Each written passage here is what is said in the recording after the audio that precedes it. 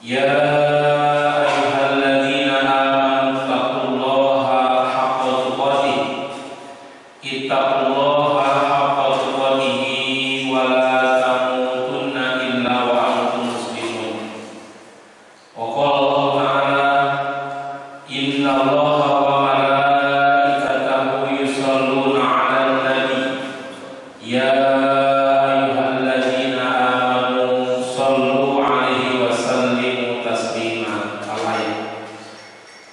yang terhormat yang saya hormati Bapak Ketua DKM Masjid Al-Jihad beserta seluruh pengurus Masjid Al-Jihad, para alim ulama dan juga seluruh jamaah salat subuh Masjid Al-Jihad.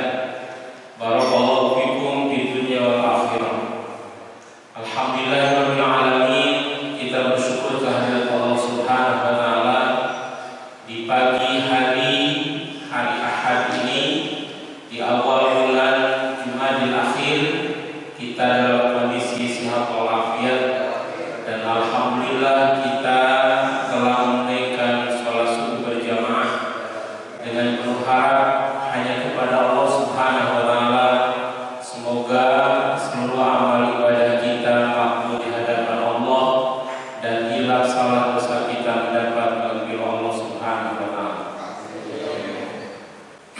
Alhamdulillah, salawat salam kita limpahkan kepada Habibana wa Nabiyana Muhammad sallallahu alaihi wasallam, kepada keluarga, sahabat, tabi'in, tabi'ut tabi'in serta kita sebagai umatnya.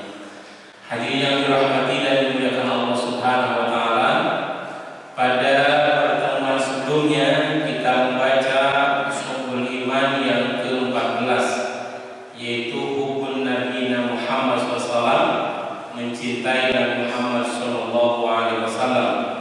Maka insyaallah pada hari ini lanjutannya yaitu yang ke-15, yaitu mengagungkan derajat Nabi Muhammad Sallallahu Alaihi Wasallam.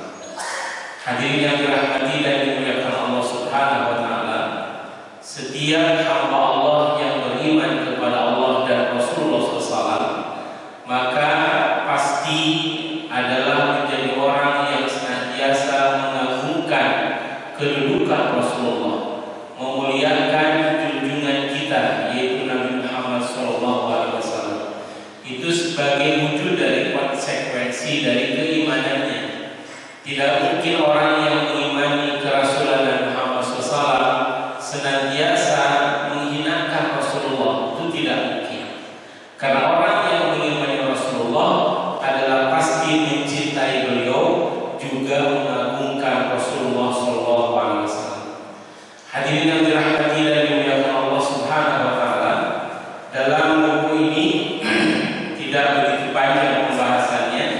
Wasubatu khamisata asyarata yaitu qadri Nabi Muhammad SAW, yaitu yang ke-15 adalah mengagungkan kedudukan kemuliaan Rasulullah SAW.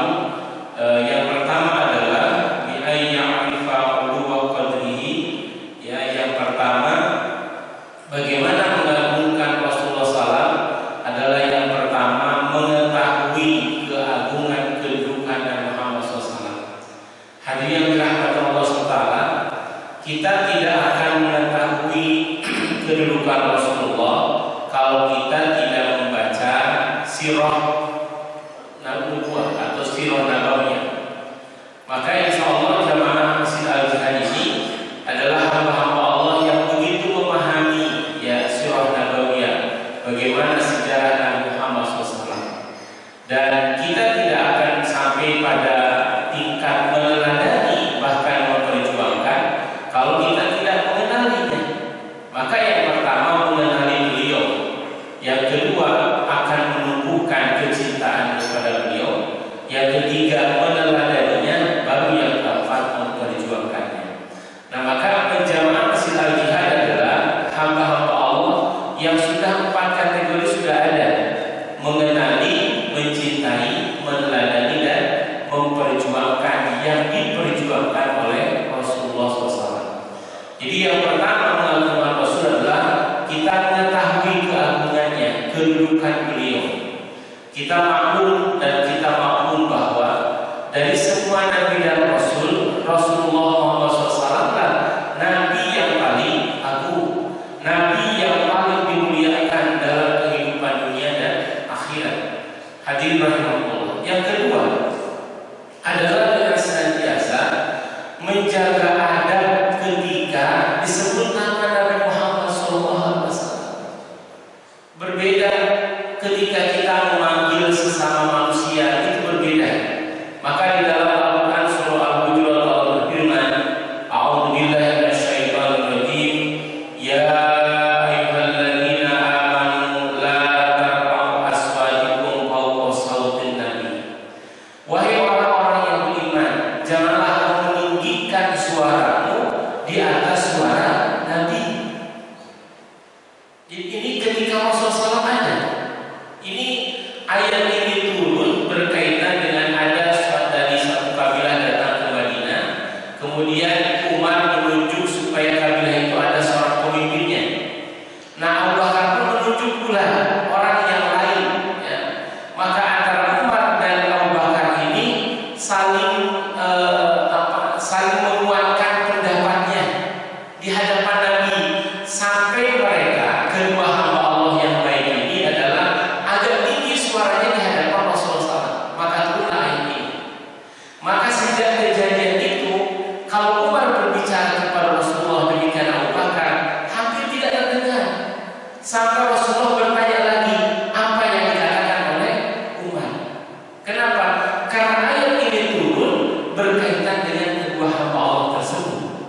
Ini tidak boleh di hadapan Rasulullah SAW itu suara melebihi suara tingginya, mulutnya melebihi suara Nabi Muhammad SAW. Hadirin yang dirahmati Allah SWT. Maka dengan demikian bagaimana dengan kita saat ini? Ya? Artinya ketika kita menyebut nama Nabi Muhammad SAW, dalam hati kita ada pengagungan, dalam hati kita ada memuliakan. Tidak seperti kita menyebut nama selain Nabi Muhammad SAW. Jamaah Allah, mohon maaf ini, bagaimana kita menghormati orang ada di hadapannya atau tidak ada? Kalau kita menghormati orang karena iman kepada Allah Subhanahu Wa Taala, umpama kita memanggil guru kita Bapak Haji Yoyo Sutaryo umpama, kalau kita menghormati beliau karena iman kepada Allah Subhanahu Wa Taala, karena memuliakan guru kita, ada beliau atau tidak ada beliau, panggilannya sama. Umpama kita memanggil dengan kalimat Pak Haji Yoyo atau Pak Ustaz Yoyo, ada beliau, demikian bahasanya. Tidak ada beliau ketika beliau tidak ada, ketika kita menceritakan beliau umpama, tetap dengan panggilan yang sama. Itu berarti kita menghormatinya adalah karena Allah Subhanahu Wa Taala. Tapi kalau seandainya ketika kita memanggil di hadapan beliau dengan begitu sopannya, tapi ketika tidak ada beliaunya dengan panggilan biasa saja, hakikatnya kita tidak menghormatinya. Kita memanggil seseorang adalah bukan karena iman, bukan karena Allah Subhanahu Wa Taala, tapi karena orang tersebut. Ini sering terjadi jamaah di masyarakat kita. Beda cara manggil seseorang ketika ada di hadapannya dengan ketika orangnya tidak ada. Nah, demikian pula ketika kita menyebut nama Nabi Muhammad SAW, ya, artinya ada orang di hadapan kita atau tidak ada, kita harus senantiasa mengagungkannya. Ini adabnya. Jadi yang kedua adalah melakukan Rasulullah SAW dengan menjaga adab ketika disebut nama beliau. Maka Rasulullah SAW bersabda dalam hadis Imam At-Tirmidzi, al-bukhlu alladzi man dzukirtu indahu falam yusalli alaihi. Orang yang bakhil, kata Rasulullah SAW, adalah orang yang apabila disebutkan di sisinya namaku, falam yusalli alaihi, dan dia tidak mengucapkan salawat kepada Rasulullah SAW. Itu orang yang bakhil. Maka ketika disebut nama Nabi Muhammad SAW, kita membaca sholawat, sallallahu alaihi atau sallallahu alaihi atau Allahumma sholli ala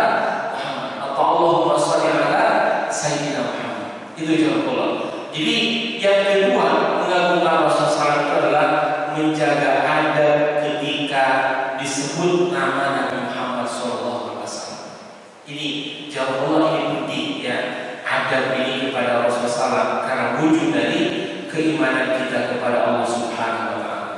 Hadirin yang dirahmati Allah Subhanahu wa taala, maka dalam surah An-Nur ayat 63 pun demikian, kita tidak boleh senantiasa menjadikan panggilan kepada Rasul itu kadwa ibadikum ba'dha, seperti kita memanggil sebagian dengan sebagian yang lain. Jadi kalau kita menyebut nama Rasulullah Muhammad SAW awali dengan kata Nabi Muhammad Sallallahu Alaihi Wasallam, dengan kata Nabi, atau dengan sebutan Ya Nabi Allah, Ya Rasulullah. Yang disebut adalah kedudukan beliau, ya. Karena nama Muhammad itu kan sedikit sangat banyak, bahkan jamaah al-jihad pun banyak yang namanya Muhammad, ya. Bahkan Rasulullah mensunahkan kita memberikan nama anak kita dengan awali dengan kata Muhammad. Tetapi ketika penyebutannya berbeda, maka untuk membedakan menyebut nama Rasulullah dengan nama saya Rasulullah, maka awali dengan kalimat Nabi Muhammad Sallallahu Alaihi Wasallam, dengan kata ada Nabi atau Rasulullah Muhammad Sallallahu Alaihi Wasallam. Ini sebutan untuk membedakan. Hadirin yang dirahmati dan dimuliakan Allah Subhanahu wa taala. Kemudian jemaah yang dirahmati Allah Subhanahu wa taala, dalam Al-Qur'an Allah tegaskan, ya ayyuhalladzina amanu la tuqaddimu baina yadayillahi wa rasulihi. Wahai orang beriman, janganlah kamu mendahului Allah dan Rasulnya, ya. Amanahnya ayat ini adalah supaya kita lebih mendahulukan Al-Qur'an dan As-Sunnah daripada hal-hal yang lain. Ini wujud dari pengagungan kita kepada Rasulullah SAW adalah lebih mendahulukan Al-Quran dan Sunnah daripada segala sesuatu aturan selain Al-Quran dan Sunnah. Ini wujud dari keimanan kita. Ini wujud dari keislaman kita kepada Allah Subhanahu wa taala. Maka kita harus mendahulukan Al-Quran dan Sunnah. Inilah yang saat ini yang perlu kita perjuangkan bersama, yang perlu kita senantiasa publikasikan terus-menerus kepada kita, supaya Al-Quran dan As-Sunnah ini adalah menjadi pokok dalam pedoman hidup kita. Ya, bahkan ada yang berkeinginan justru ya saat ini di Indonesia harus senantiasa mendahulukan konstitusi daripada kitab suci. Ini sangat keliru. Umat Islam itu adalah justru kitab suci di atas konstitusi, apapun dan bagaimanapun. Al-Quran yang harus menjadi pokok pedoman kita. Karena jaminannya, kalau kita mengambil aturan selain dari Al-Quran dan As-Sunnah, tidak ada jaminan keselamatan dunia dan akhirat. Kan Rasulullah bersabda, "Taraktu fikum amrayni lan tadillu abada, ma in tamassaktum bihima kitaballahi wa sunnata rasulih." Telah meninggalkan dua perkara, lan tadillu abada, kamu tidak akan pernah tersesat selama-lamanya. Ma in tamassaktum bihima, selagi kamu berpegang teguh kepada keduanya. Apa yang kedua tersebut adalah kitab Allah wa sunnata rasulih, Al-Quran dan sunnah Rasulullah. Jadi umat Islam itu mestinya menjadikan pedoman yang paling utama dan pertama adalah Al-Quran dan As-Sunnah. Ini jawab Allah. Ini yang harus senantiasa menjadi kemudahan kita saat ini. Bagaimana kita bisa mewujudkan dalam hidup kita hukum Al-Quran dan As-Sunnah dalam berbangsa dan bernegara. Kemudian yang ketiga jawab Allah, memuliakan, mengagungkan Rasulullah SAW adalah dengan memperbanyak sholawat kepada Rasulullah SAW. Memperbanyak sholawat, insya Allah Ta'ala, bahkan secara khusus di hari, di malam Jumat kita perbanyak sholawat. Apakah hanya hari dan malam Jumat? Setiap saat. Bahkan Allah berfirman dalam surah 33 ayat 56, A'udzubillahi minasyaitonir rajim, innallaha wa malaikatahu yusholluna 'alan nabi ya ayyuhalladzina amanu shollu 'alaihi wa sallimu taslima. Allah SWT berfirman, sesungguhnya Allah dan para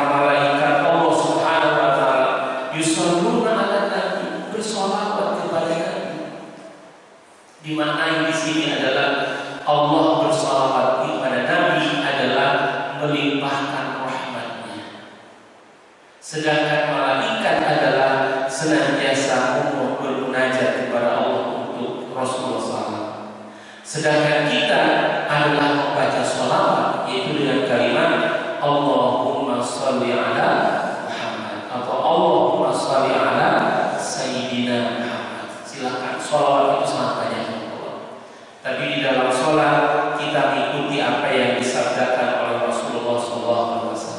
Jadi kita memperbanyak sholawat itu wujud dari kecintaan kita, wujud dari mengagungkan kita kepada Rasulullah. Jamaah yang dirahmati Allah SWT, ada sebuah kisah yang terjadi di Madura, ya, bahwa ada seorang nenek-nenek yang setiap harinya dia jualan kembang, ya, jualan kembang dari sekitar rumahnya, diambil kembang-kembang, kemudian dia bawa ke pasar. Setelah dia jualan sekitar jam 11 dia pulang dari pasar dan dia mampir di masjid Agung Madura, ya, di masjid Madura yang halamannya begitu luas. Nah, setelah beliau ini sholat, kemudian sholat sunnah, berzikir, berdoa, beliau sudah menyiapkan plastik, ya, kantong plastik. Nah, begitu dia selesai zikir doa, dia kemudian membersihkan sampah daun-daunan di sekitar masjid. Tapi unik, membersihkannya tidak disapu, tapi diambil satu persatu, diambil satu persatu. Sehingga kejadian ini mengusik takmir masjid. Maka takmir masjid ini merasa kasihan sama si nenek yang sudah sepuh demikian, tapi dia membersihkan sampah daun-daun di sekitar masjid karena banyak pohonnya itu dengan diambil satu persatu. Kan itu memerlukan waktu yang lama.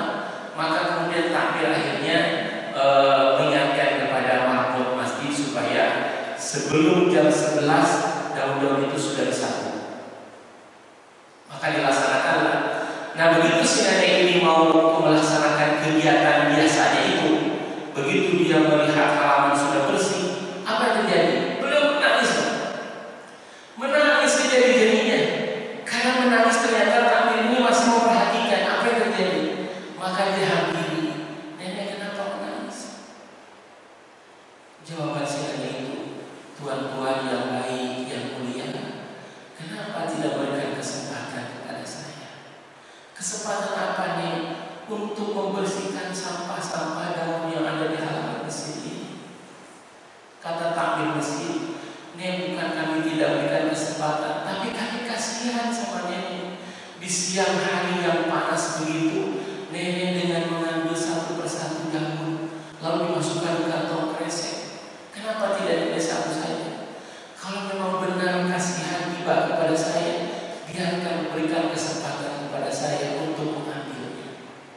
Baiklah nek, kalau begitu besok tidak akan disapukan. Ceritanya maka keesokan harinya si nenek bisa melaksanakan. Cuma takmir masjid ini ada hal yang penasaran.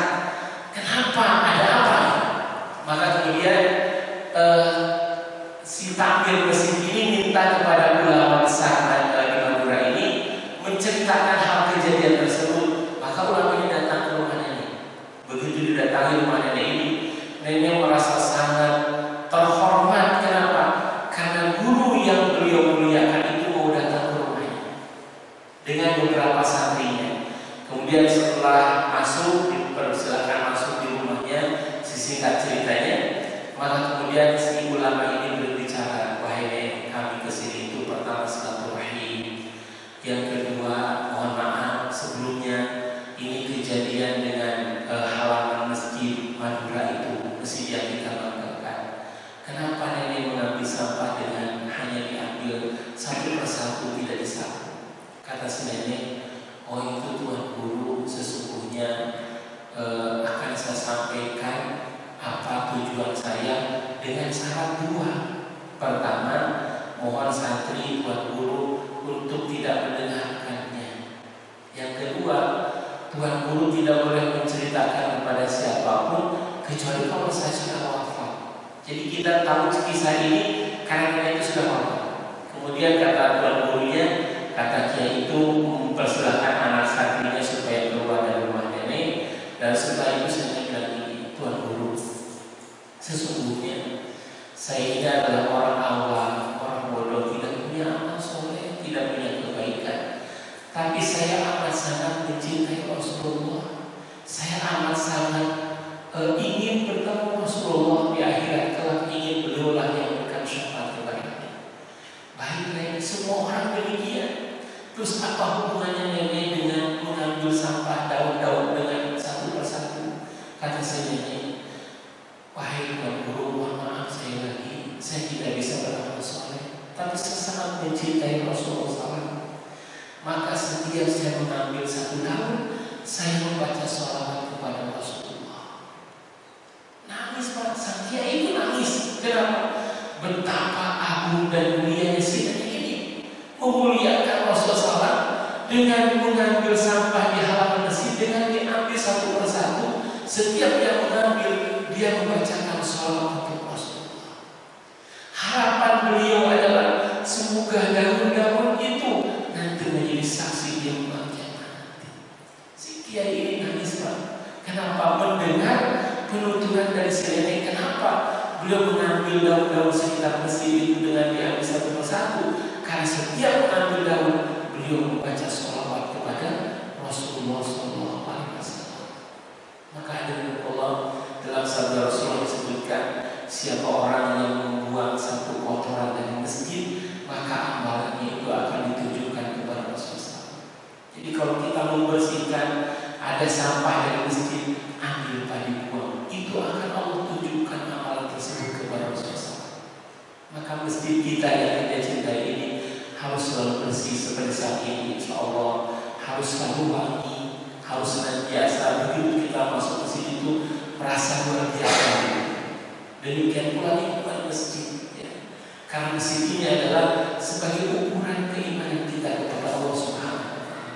Hadirin yang dirahmati Allah Subhanahu wa Ta'ala, jadi memperbanyak sholawat kepada Rasulullah SAW. Dan siapapun kita yang membaca sholawat kepada Rasulullah dan Allah, jaminannya Rasul menegaskan, man sholla alaihi sholatan sallallahu biha alaihi asyra. Siapa orang baca sholat kepada Rasulullah satu kali, Allah melimpahkan rahmat kepadanya 10 kali. Bayangin Pak, si nenek membaca sholawat sejumlah daun yang jatuh. Itu subhanallah Pak. Ya, maka kalau kita mau mencontoh beliau juga luar biasa.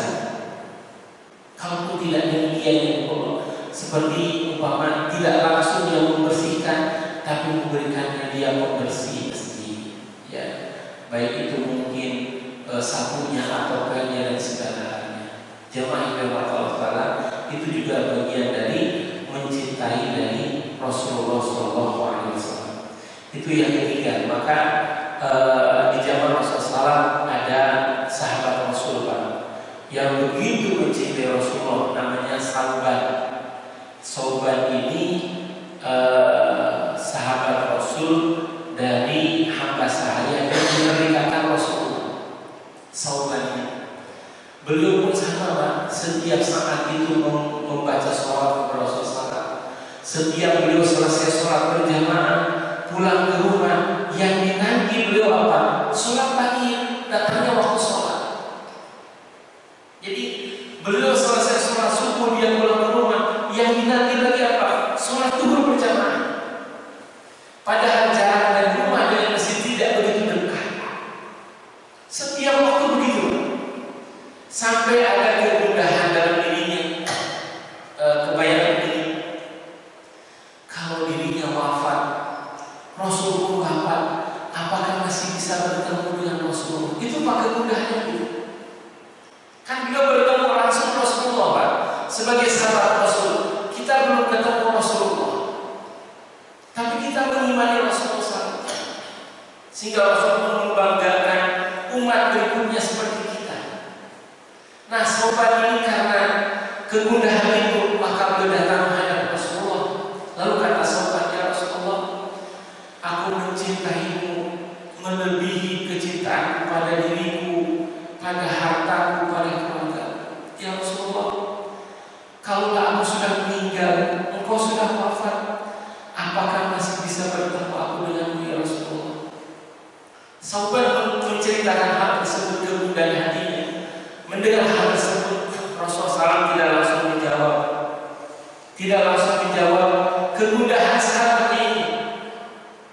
Maka kemudian Allah Subhanahu wa taala menurunkan surah An-Nisa ayat 69-70. Wa may yuti'illaha wa rasulahu fa ulaika ma'al ladzina an'ama Allahu 'alaihim minan nabiyyin was-siddiqin wasyuhada'i was-shalihin wa hasuna ulaika rafiqa dzalika fadlun minallahi wa kafa billahi 'alima. Turunnya ayat ini adalah berkaitan dengan kegundahan seorang sahabat Rasul, apakah masih bisa bertemu kalau dirinya sudah wafat di yaumul kiamat nanti. Maka Allah tegaskan, siapa orang yang taat kepada Allah dan Rasulnya, maka mereka beserta orang-orang yang Allah anugerahi iman atas mereka. Siapa mereka itu? Minan nabiyyin, para nabi, wasiddiqin, orang-orang as-siddiqin, wasyuhada was-shalihin, suhada dan as-shalihin. Jadi artinya ya Allah, kita mencintai Rasulullah SAW dengan memperbanyak sholawat, maka insya Allah kita akan dikumpulkan dengan orang yang kita cintai. Hadirin rahimahullah. Kemudian yang keempat, ya, mengagungkan Rasulullah SAW adalah kita punya semangat untuk mempelajari dan mendengarkan hadis-hadis Rasulullah SAW. Jemaah Allah, maka kalau ada kajian hadis, ya, ada pengajian, kita harus punya semangat. Kita harus senantiasa mencintainya. Jangan sampai dibacakan sabda Rasul malah berpaling. Itu bukan orang yang mengagungkan Rasulullah. Orang yang mengagungkan Rasulullah adalah ketika dibacakan hadis Rasulullah, dia akan senantiasa memperhatikan. Kalau Rasulullah SAW begitu mendengar kata kalau Rasulullah, orang yang mencintai Rasul, dia akan begitu memperhatikan apa yang disabdakan Rasulullah. Maka jemaah Allah, ini wujud dari kita mengagungkan Rasulullah SAW. Maka kalau dibacakan hadis Rasul, dipelajari, kemudian kita berusaha mengamalkannya. Ini wujud dari kita mengagungkan Rasulullah. Kalau orang mengagungkan Rasul, tapi ketika dibacakan hadis Rasul, justru senantiasa tidak ada perhatian, tidak ada konsentrasi, tidak ada tawajuh, berarti kita tidak mengagungkan Rasulullah. Jadi wujud pengagungan kita kepada Rasulullah adalah ketika dibacakan sunnah, ketika dibacakan hadis Rasulullah, ketika dikaji tentang surah Nabawiyah, ketika dibacakan, dipahami ataupun dipelajari tentang syariat Islam, dia akan punya semangat yang sangat luar biasa. Hadirin yang dirahmati dan dimuliakan Allah SWT, yang kelima wujud dari mengagungkan Rasulullah adalah kita bersungguh-sungguh dalam mengikuti sunnah Rasulullah Sallallahu Alaihi Wasallam. Kita bersungguh-sungguh. Ya, maka jangan pula usahakan sholat sunnah, qobliyah, ba'diyah, kita usahakan. Ya, itu adalah wujud dari kita mengagungkan Rasulullah. Bersungguh-sungguh ketika kita makan, berdoa terlebih dahulu dengan menggunakan tangan kanan, itu bagian dari sunnah Rasulullah SAW. Ketika kita memakai baju, pakaian, maka dahulukan yang kanan. Ketika kita melepas, dahulukan yang kiri. Ini sunnah Rasulullah SAW. Jadi orang yang mengagungkan Rasulullah SAW adalah wujudnya adalah dalam sikap dan perbuatan. Seperti yang bagaimana Rasulullah SAW adalah begitu gundah ketika melihat orang lain belum beriman. Kita kurang sedikit, Pak. Kalau ada saudara kita belum mau ke masjid, ada kegundahan di hati kita. Bagaimana caranya supaya saudara kita itu mau ke masjid? Dengan pendekatan, dengan dinasihati, didatangi ke rumahnya, seperti itu. Bukan senantiasa kalau ada tetangga yang di dalam masjid dibiarkan, diajarkan. Itu bukan umat Rasulullah yang demikian. Jadi kalau ada saudara kita belum ke masjid, kita dekati, nasihati, ajak, dakwahi mereka. Itu ada kegundahan.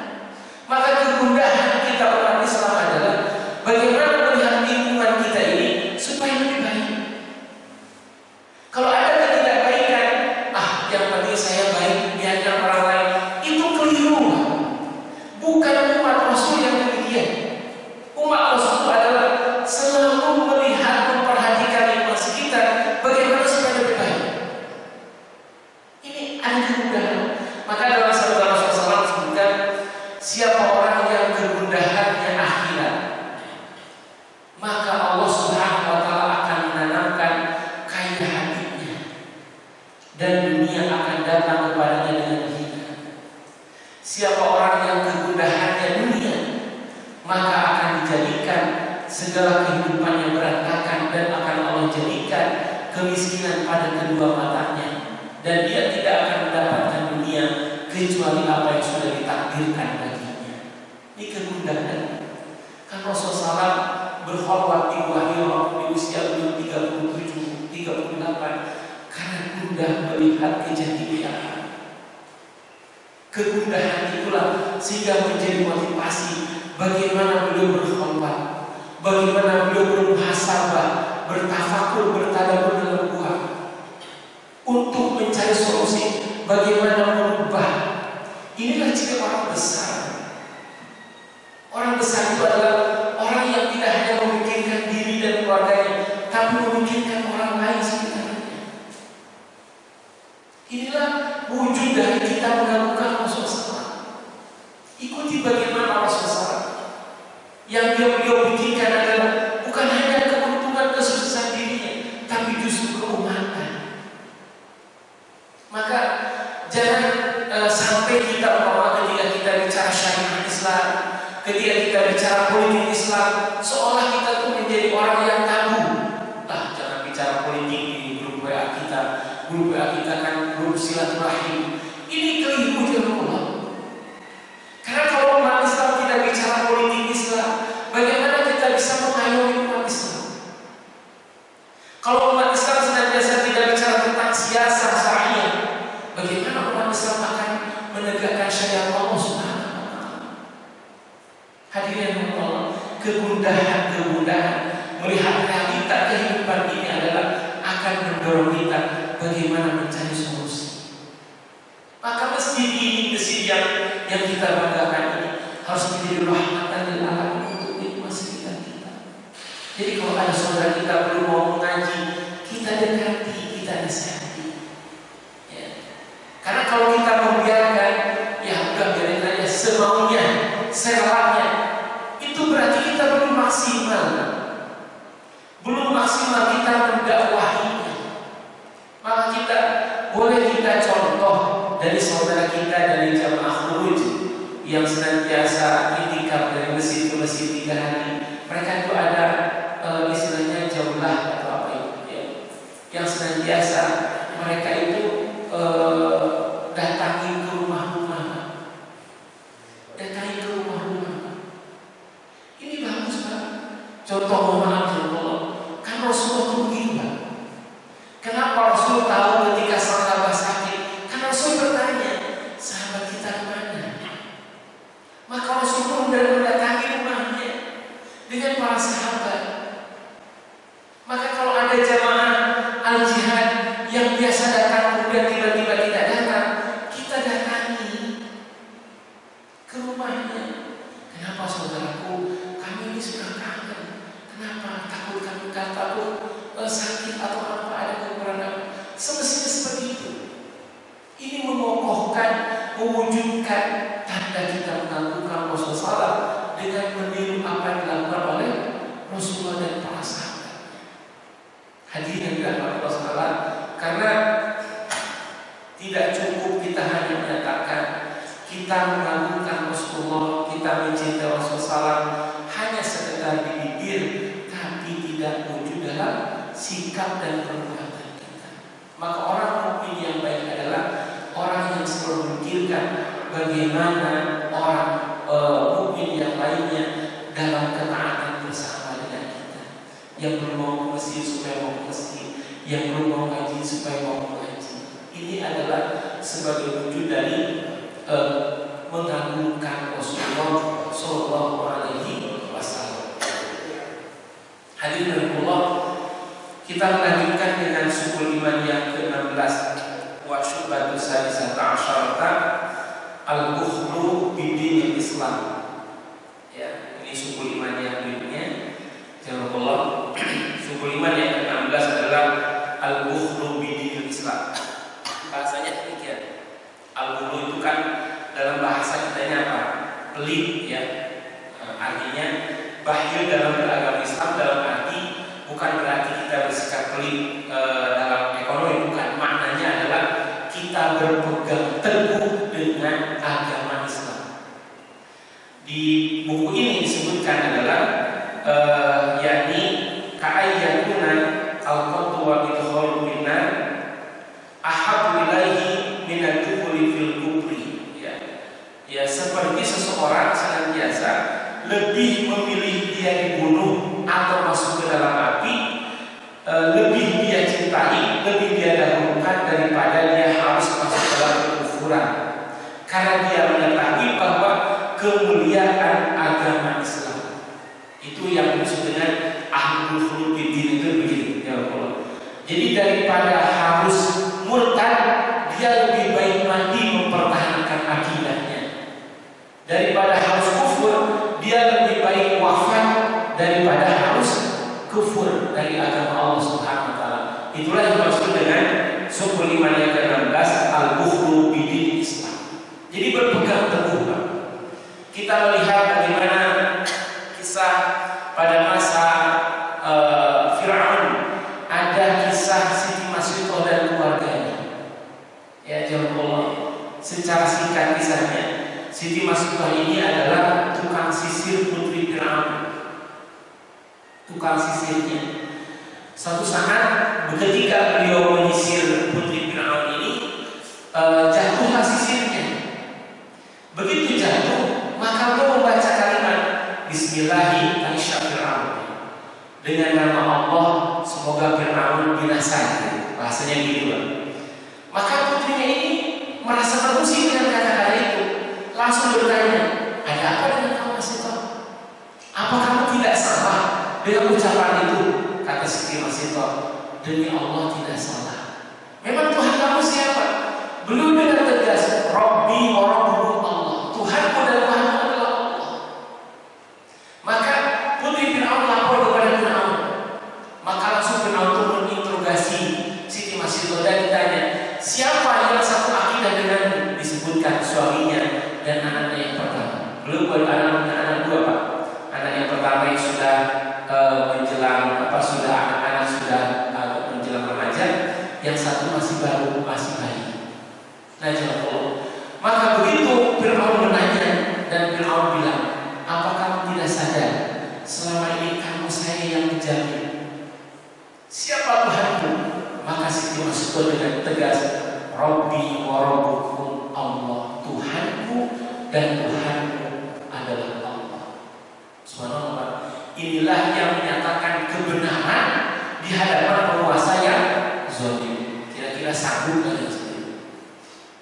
Nah, maka kemudian Allah Siti Masriqah dan keluarganya bicara.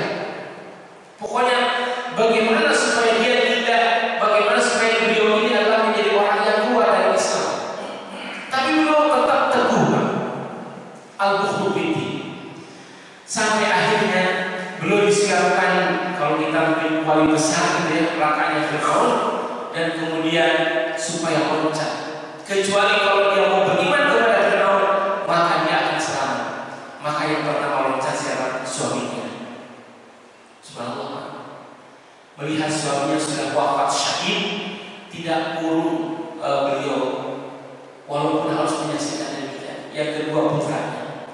Nah, begitu yang ketiga dirinya dan putri dan bayi ini, beliau ragu. Ya Allah, bagaimana dengan anakku?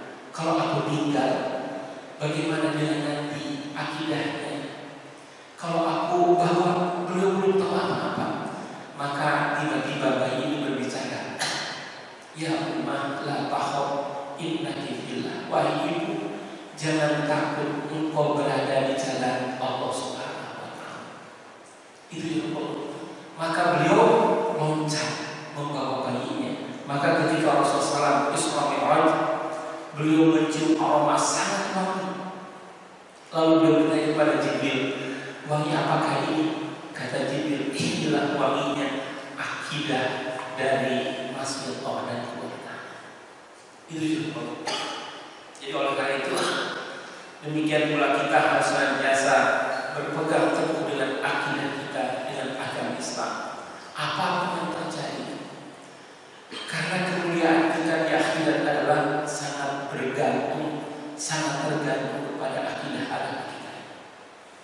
tidak ada jaminan keselamatan selain dari agama Islam.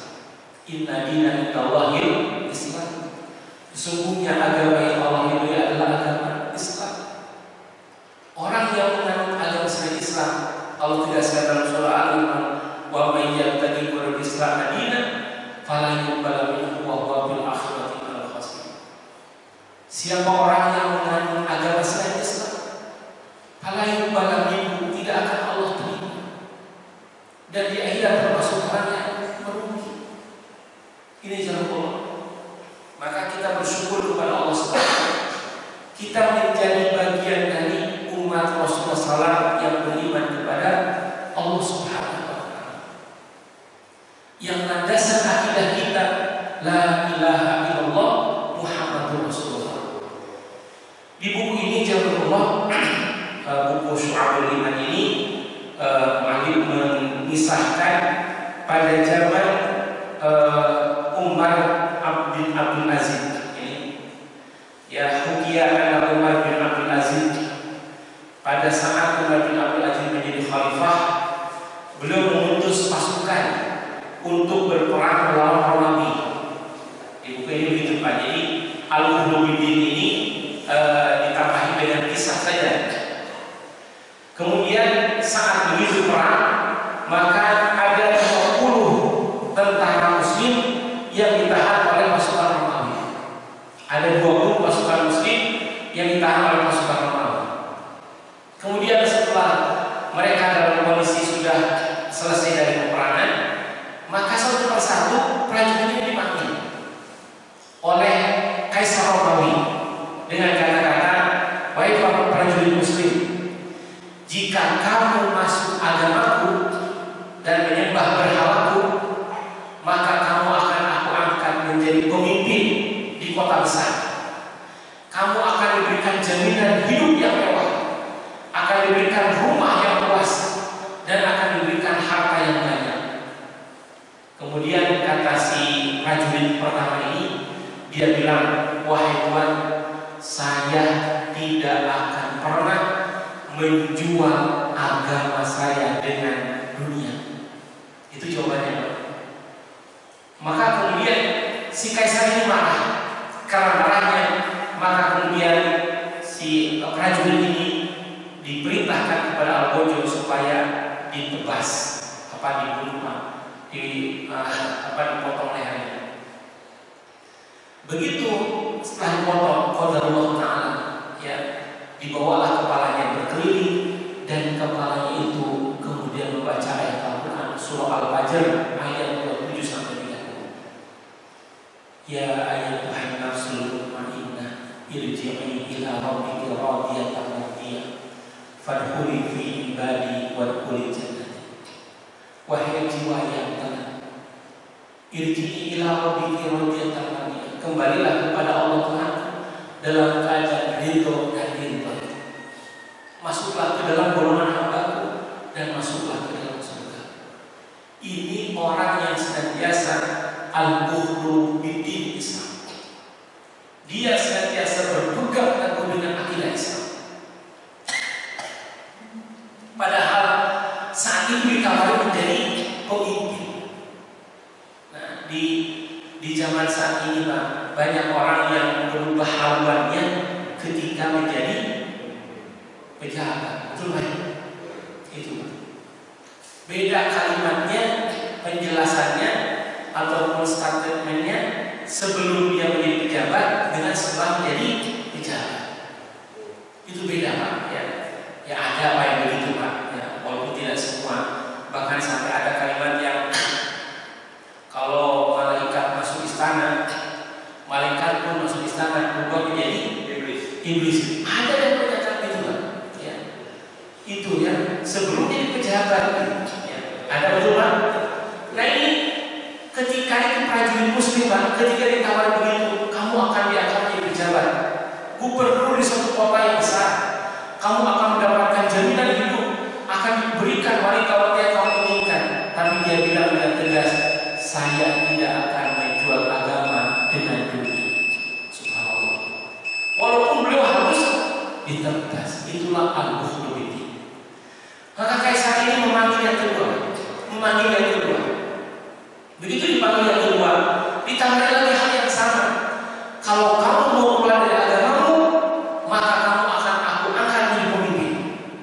Kamu akan diberikan berbagai macam keinginanmu sesuai keinginanmu, dengan syarat kamu keluar dari agama. Tapi kalau kamu tidak, maka kamu akan dipenggal leher. Apa kata yang kedua ini? Jawabannya dia bilang dengan tegas, wahai Tuhan, kamu punya wilayah untuk memenggal leherku, tapi kamu tidak punya kekuasaan sama sekali untuk memutus iman keyakinanku. Subhanallah. Ini jawaban yang kedua, lebih detail lagi dari jawaban yang pertama.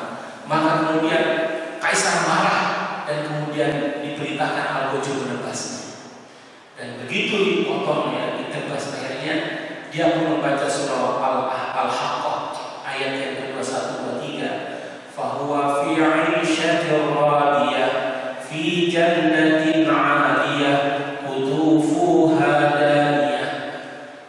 Fahuwa fi 'ishatin radiyah, dia berada dalam kehidupan yang sangat memuaskan. Radiyah fi jannatin 'aliyah, berada dalam surga yang sangat tinggi. Qutufuha daniyah, yang buah-buahnya begitu dekat. Ini menggambarkan bagaimana posisi yang kedua ini. Kemudian ya Allah, kaisar tambah marah, maka memanggil prajurit yang ketiga. Nah, prajurit yang ketiga ini adalah beda dengan yang pertama dan kedua. Begitu ditawari, dia bilang, saya siap mengikuti Tuhan. Nah, ini berubah, Pak. Ya, beda dengan yang pertama dan kedua. Dia bilang, saya mengikuti Tuhan, saya mengikuti agama Tuhan, dan saya siap melakukan apa. Maka langsung kaisar begitu bangganya, dia langsung panggil, kalau kita tahu apa ini, Perdana Menteri. Perdana Menteri, catat orang ini, berikan fasilitas, angkat dia jadi pemimpin. Kata Perdana Menteri, wahai Tuhan, sebelum kita angkat dia menjadi pemimpin di satu kota, kita harus mengujinya dulu. Benar nggak dia dengan pernyataannya? Dengan cara bagaimana mengujinya? Suruh dia membunuh temannya. Ini orang Pak, kalau sudah dunia meliputinya, maka dia teman seperjuangan membela Islam, menjadi prajurit Islam, dia ambil, dia bunuh temannya. Dia datang lagi, Tuhan, saya sudah membuktikan kebenaran ucapan saya. Kata kaisar itu, berikan sesuai yang saya janjikan. Kata Perdana Menteri, tunggu dulu Tuhan. Orang ini hidup bersama bukan sehari, bukan sebulan, bukan setahun dengan temannya. Dia hidup bersama, dia beribadah bersama, dia berjuang bersama. Tapi begitu ditawari kekayaan, dia berubah 180 derajat. Apa orang seperti ini bisa kita percaya? Bagaimana nanti kalau dia mengkhianati kita? Teman seperjuangan dia hianati, apalagi kita? Maka kemudian diputuskan dia pun diserahkan ke Al-Wajur dan ditebas semula. Dan dia membaca ayat surah Az-Zumar ayat 19, afaman haqqa alaihi kalimatul adzab afa anta tunqadhu man finnar. Ya. Apakah siapakah lagi yang akan senantiasa sudah dinyatakan mendapatkan azab? Ya, apakah kamu bisa menyelamatkan orang yang sudah pasti masuk ke dalam neraka? Jadi jangan Allah, inilah gambaran orang yang senantiasa ada al-bukhru bidin, ada juga orang yang senantiasa gambaran sebaliknya, justru lebih untuk kehidupan dunia daripada berpegang teguh kepada agama. Hadirin yang dirahmati dan dimuliakan Allah Subhanahu wa taala, Allah berfirman di dalam surah Al-Imran ayat 103, A'udzubillahi minasyaitonir rajim. Bismillahirrahmanirrahim. Wa'tasimu bihablillahi jami'an wa la tafarraqu. Berpegang teguhlah ya kepada tali Allah dan jangan bercerai-berai. Maka yang menjadi ukuran bagi setiap kita adalah adu manusia. Alhamdulillah kita menjadi hamba Allah yang senantiasa menjadi muslim kepada Allah Subhanahu wa taala. Ya, jangan lupa, dan ini yang harus kita pegang teguh. Karena hidayah itu begitu mahal. Di media sosial itu saya pernah menyimak ada seorang dari Madura yang bepergian menuju Eropa sana. Di pesawat ini bertemu dengan seorang wanita, seorang ibu. Ya. Ternyata dia itu adalah kebangsaan Jerman. Begitu dia bertanya kepada orang ini, karena orang ini namanya Quraisy. Beliau ini adalah ditanya dengan bahasa Arab. Si wanita bertanya dengan bahasa Arab dan dijawab dengan bahasa Arab. Ketika ditanya dari mana, saya dari Indonesia. Maka wanita ini bertanya dengan bahasa Indonesia. Indonesia mana? Dari Jawa. Maka ditanya, wanita ini bertanya dengan pakai bahasa Jawa. Akhirnya dalam pesawat itu bercerita terus, dan kemudian si wanita ini dia bilang dia sudah menghafal Al-Quran. Hafal Al-Quran. Setelah dihafal Al-Quran, dia pun memahami tafsir. Ternyata dia hafal kitab Jalalain. Tafsir dia hafal. Dia hafal kitab Bulughul Maram. Dia hafal kitab Ihya Ulumuddin. Subhanallah. Ya. Dia tuh begitu luas wawasannya. Si bapak ini begitu kagumnya. Kenapa dia berkebangsaan Jerman, tapi dia mampu menghafal Quran, menghafal kitab hadis. Ya. Nah, pas begitu dia turun dari pesawat, ya, begitu mengambil bagasi, qadarullah keluarlah dari bajunya kalung salib. Kan kaget tuh. Pokoknya agamanya itu. Ayah bertanya, maaf, kok ibu pakai kalung ini? Iya, nanti biar saya ceritakan lanjutan di hotel lainnya. Transitlah di hotel yang sama. Terjadi dia ngobrol lagi. Dia bilang, saya ini bukan Kristen. Kenapa pakai kalung salib? Karena salib ini adalah pemberian ibunya. Terus agama ibu apa? Saya tidak beragama. Astagfirullah, tidak beragama. Kenapa tidak beragama? Jawabannya, mungkin saya belum mendapatkan hidayah. Itu Pak. Orang yang sudah hafal Quran, sudah hafal kitab Bulughul Maram, sudah hafal tasawufnya Imam Al-Ghazali, hafal tafsir, hafal semua, tapi dia belum Islam. Dia juga bukan Kristen. Kata dia, karena Kristen itu hanya cerita-cerita doang, dongeng belaka. Itu dia pernyataan begitu. Tapi dia juga belum Islam. Jadi kenapa belum Islam? Padahal kalau ibu masuk Islam, ibu itu sudah menjadi ulama lah. Karena harus begitu memahami Al-Quran, memahami tafsir. Dia jawabannya singkat, mungkin saya belum dapat hidayah. Dia sudah mengerti, memahami, tapi belum dapat hidayah. Dia belum Islam. Maka inilah pentingnya hidayah. Maka kita ini alhamdulillah menjadi hamba Allah, walaupun insya Allah jamaah akhir hafal Al-Quran, walaupun belum hafal Al-Quran, tapi sudah Islam, sudah menjalankan syariat Allah Subhanahu wa Ta'ala. Maka oleh karena itu hidayah Allah tidak akan turun kecuali kepada orang yang Allah cintai. Insya Allah Ta'ala kita termasuk orang yang senantiasa yuhibbuhum wa yuhibbunahu. Allah mencintai kita dan kita mencintai Allah Subhanahu wa Ta'ala. Dalam surah Fussilat surah 41 ayat 33 Allah berfirman, innal ladzina qalu rabbunallahu tsumma istaqamu tatanazzalu 'alaihim malaikah. Sesungguhnya orang-orang yang berkata Tuhan kami adalah Allah, tsumma istaqamu, kemudian mereka istiqomah, berpegang teguh. Ini penting. Maka orang yang senantiasa berakidah Islam dan dia beristiqomah dengan agamanya, tatanazzalu 'alaihim malaikah. Ini yang kita harapkan. Ketika sakaratul maut, malaikat akan turun kepadanya. Apa kata-kata malaikat yang sangat menyejukkan? Allah takhafu wa la tahzanu. Kamu jangan takut dan jangan bersedih hati. Dalam tafsir Ibnu Katsir, takhafu yang dimaksudkan adalah jangan takut setelah kematian. Kan ketika orang wafat, yang dibayangkan apa? Bagaimana setelah kematian, alam barzakh dan seterusnya. Malaikat Allah takhafu wala tahzanu, dan mereka bersedih hati. Dan jangan bersedih hati.